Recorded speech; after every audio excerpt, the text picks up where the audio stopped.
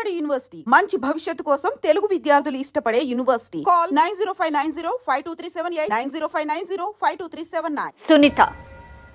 Suni Williams, Barry Butch Wilmore 2024 జూన్లో Boeing star liner అంతరిక్ష నౌకలో ISSకి వెళ్ళిపోయారు.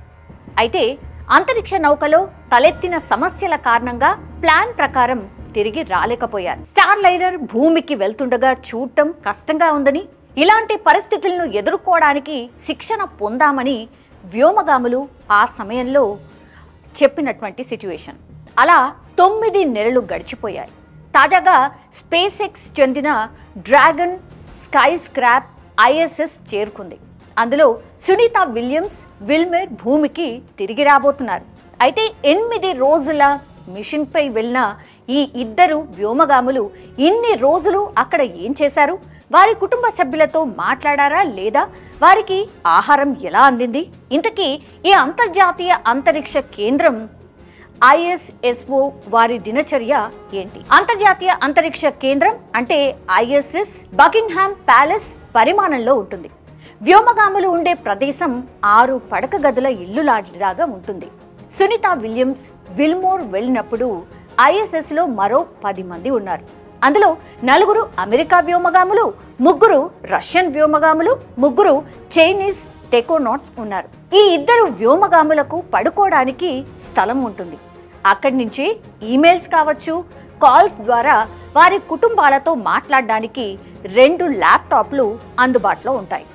సునీత విల్మోర్ ఊహించిన దానికంటే ఎక్కువ సమయం అంతరిక్షంలో ఉన్నప్పటికీ వారు అక్కడ రోజువారీ కార్యక్రమాలను నిర్వహిస్తూ వచ్చారు. బుచ్ విల్మోర్ 4 గంటల 30 నిమిషాలకు, సునీత విలియమ్స్ 6 గంటల 30 నిమిషాలకు మేల్కొని ఉండేవారు. వారు సెలవులో కూడా లేరు. అక్కడ వారు చేయాల్సిన పని షెడ్యూల్ వారికి ముందే ఉంటుంది. ఈ పనిలో ISS భాగాలను సరిచేయడం, సైన్స్ ప్రయోగాలు చేయడం కూడా ఉంటాయి. అంతరిక్షంలో గురుత్వాకర్షణ లేకపోవడంతో వారి కండరాలు కావచ్చు, ఎముకలు కావచ్చు పూర్తిగా వీకెన్ అయిపోతూ ఉంటాయి. అందువల్ల వ్యోమగాములు ఆరోగ్యంగా ఉండేందుకు కంపల్సరీగా ఎక్సర్సైజ్ చేయాల్సిందే. నాసా రూపొందించిన పరికరాలతో ISSలో ప్రత్యేక జిమ్ కూడా ఉంది. ఇందులో వెయిట్ లిఫ్టింగ్ కోసం అడ్వాన్స్ రెసిస్టెన్స్ ఎక్సర్సైజ్ డివైస్ అనే యంత్రం, అట్లాగే వ్యోమగాములు పరిగెత్తుతున్నప్పటికీ గాల్లోకి లేవకుండా పట్టీలతో కూడిన ట్రెడ్మిల్స్ కూడా ఉన్నాయి. ఇక చాలా మందికి చాలా డౌట్స్ కూడా ఉంటాయి. ఎట్లా మరి అంటే రోజువారీ కార్యకలాపాలు ఎట్లా అంటే మూత్రాన్ని రీసైకిల్ చేసి తాగునీటిగా రోజు 2 లేదా అంతకంటే ఎక్కువ గంటలు వ్యాయామం చేయడానికి ఆస్వాదిస్తామని కూడా వాళ్ళు చెప్తూ ఉన్నారు. గురుత్వాకర్షణ లేకపోవడం వల్ల ఒక ప్రయోజనం కూడా ఉంది అని చెప్తూ ఉంటారు వ్యోమగాములు. మీ కీళ్లు నొప్పుగా ఉండవు, ఎందుకంటే వాటిపై ఎటువంటి ఒత్తిడి ఉండదు. ఇది నిజానికి చాలా బాగుంది అంటే వ్యోమగాములు చెప్తున్నటువంటి సిట్యుయేషన్. సామర్థ్యానికి మించి ఎక్కువ మంది స్టేషన్లో ఉన్నప్పుడు వారు టాయిలెట్కి వెళ్ళాలంటే ఎలా అనేది కూడా చాలా మందికి క్వశ్చన్. సాధారణంగా అయితే వ్యోమగాములు చెమట మూత్రాన్ని రీసైకిల్ చేసి తాగునీరుగా మారుస్తూ ఉంటారు. కానీ ఒక సమస్య కారణంగా సిబ్బంది మూత్రాన్ని నిల్వ చేయాల్సి వచ్చింది.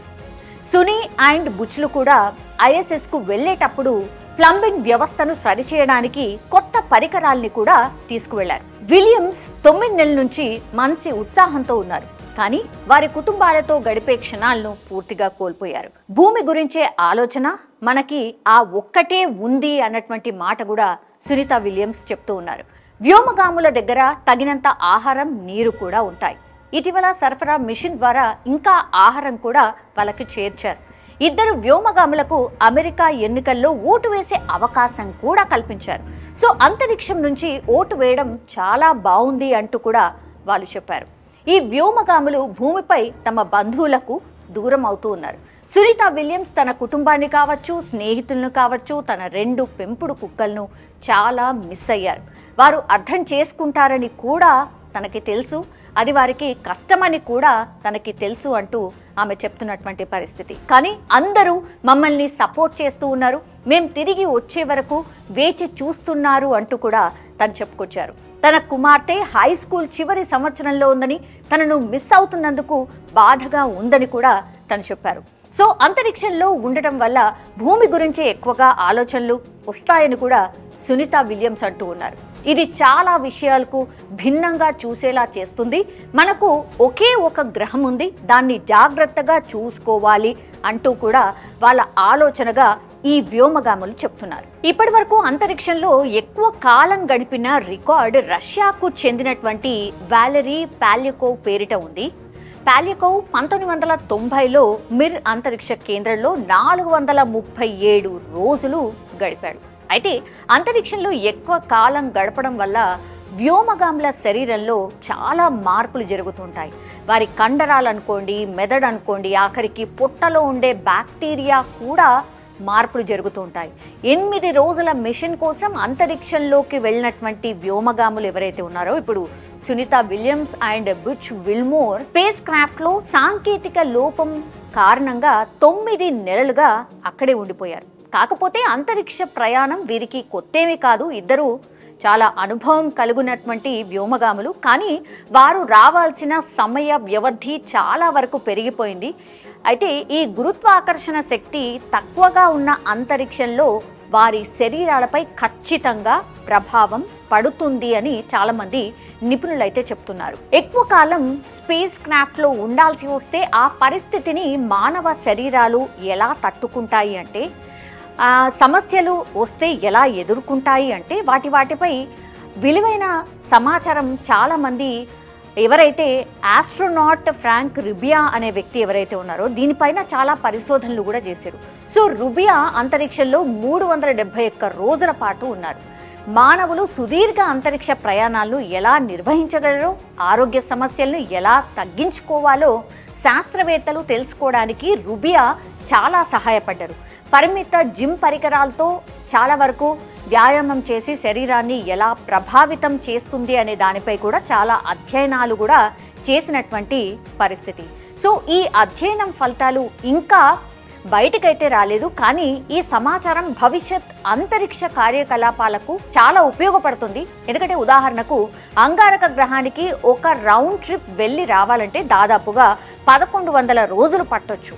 అంటే అంగారక గ్రహానికి వెళ్ళే స్పేస్ క్రాఫ్ట్ ఐఎస్ఎస్ కంటే చాలా చిన్నదిగా ఉంటుంది. కాబట్టి వ్యోమగాములకు చిన్న తేలికైన వ్యాయామ పరికరాలు చాలా చాలా అవసరం. కండరాలు, ఎముకలు గురుత్వాకర్షణ ప్రభావం లేకపోవడంతో అంతరిక్షంలో మనుషుల కీళ్ళు, కండరాలు అండ్ ఎముకల సాంద్రత చాలా వేగంగా క్షీణించడం మొదలవుతుంది. ముఖ్యంగా వెన్నుముక అంటే బ్యాక్, అట్లాగే మెడ, పిక్కలు కావచ్చు, తొడ కండరాలు ప్రభావితం అవుతూ ఉంటాయి. ఇక 3 నుంచి 6 నెలల వరకు సాగే సుదీర్ఘ మిషన్ లో పాల్గొనే వారికైతే 30% వరకు ఈ కండరాల క్షీణత ఉండొచ్చు అని కూడా ఎక్స్పెక్టేషన్.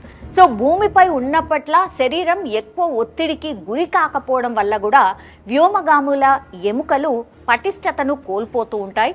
ఎముకల్లోని పోషకాలు ఏవైతే ఉంటాయో వాటిని కూడా కోల్పోవడం మొదలవుతుంది.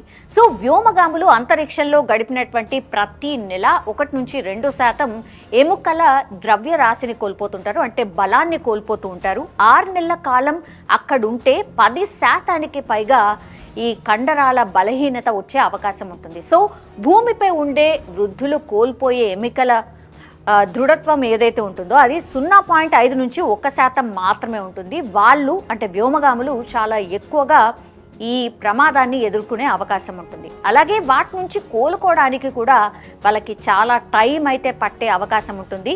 వ్యోమగాములు భూమిపైకి వచ్చాక సాధారణ జీవితానికి అలవాటు పడడానికి కూడా ఒక 4 ఏళ్ల సమయం పడుతుందట, చాలా చాలా ఎక్కువ టైం.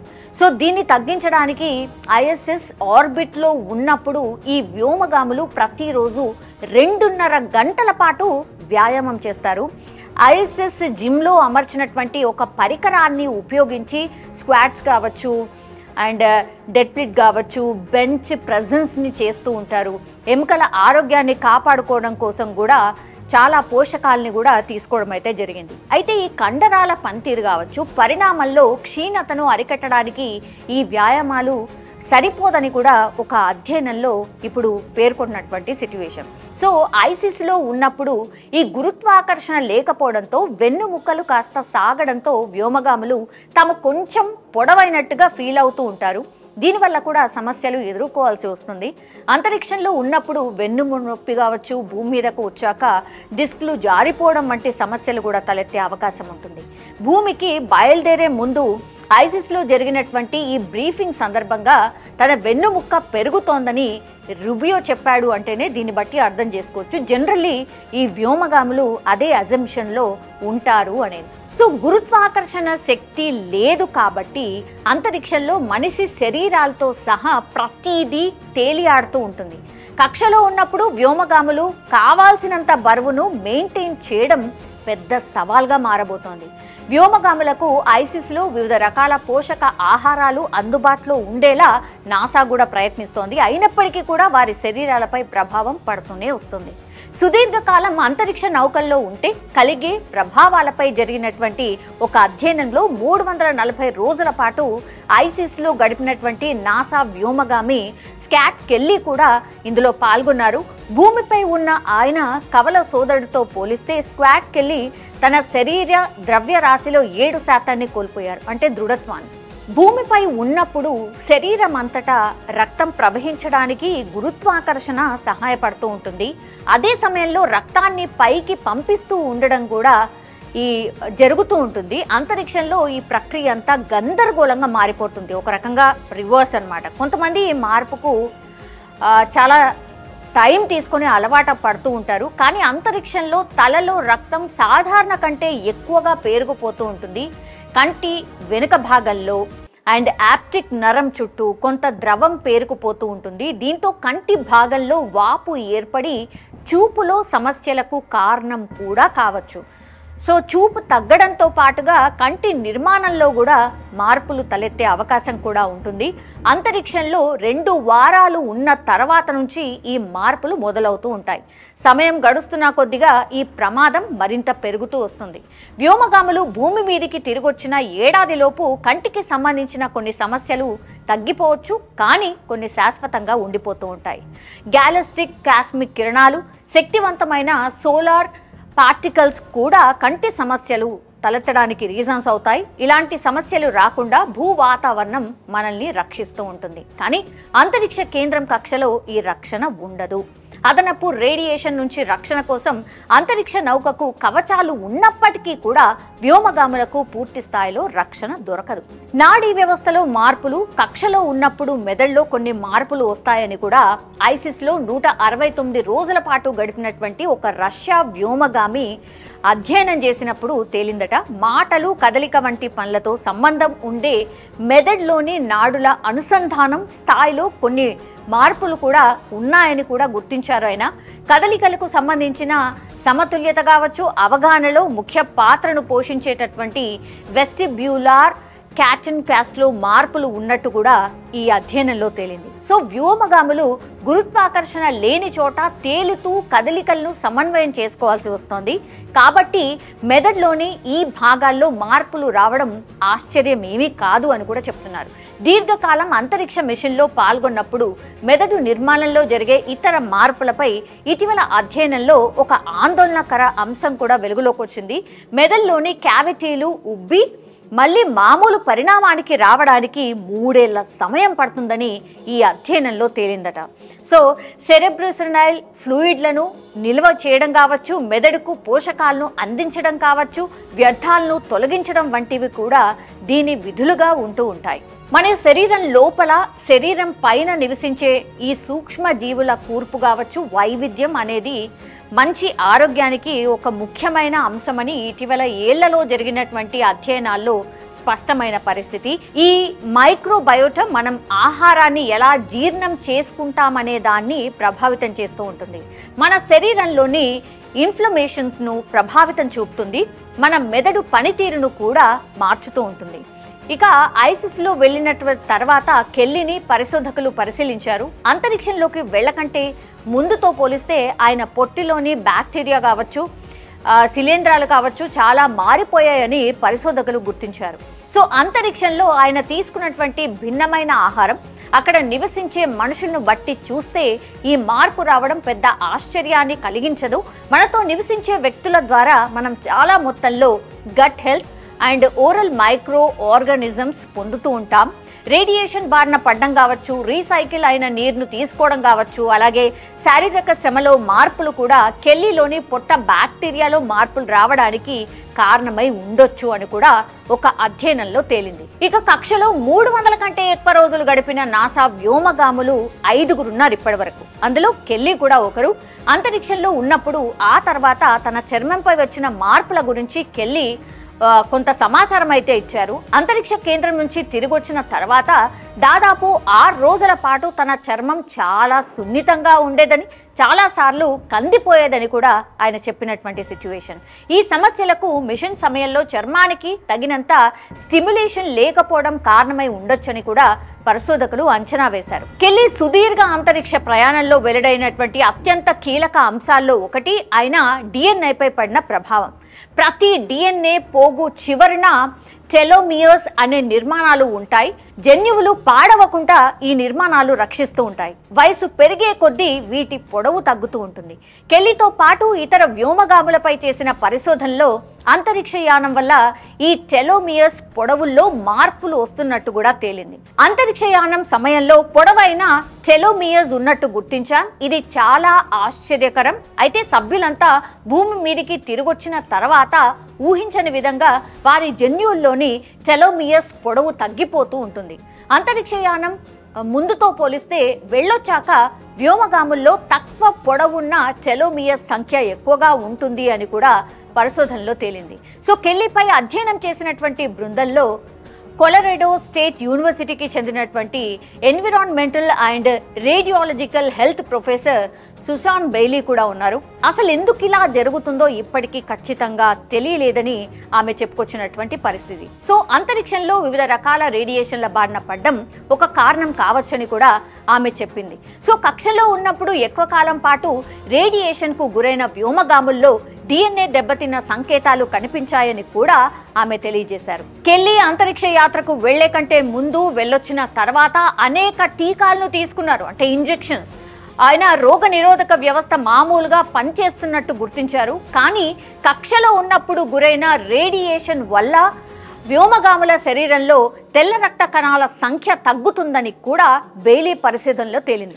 భూమి మీద జీవించడానికి అనువుగా జన్మించినటువంటి మానవులపై ఇప్పుడు అంతరిక్ష యానం చూపే ప్రభావాలకు సంబంధించి సమాధానాలు లేని ప్రశ్నలు చాలా ఉన్నాయి. అంతరిక్షంలో 371 రోజులు గడిపిన రూబియా వైద్య పరీక్షలు కావచ్చు, రక్త నమూనాలు కావచ్చు, స్కానింగ్ నివేదికల ద్వారా కొత్త విషయాలు తెలుస్తాయని పరిశోధకులు ఇప్పుడు భావిస్తున్న సిట్యుయేషన్.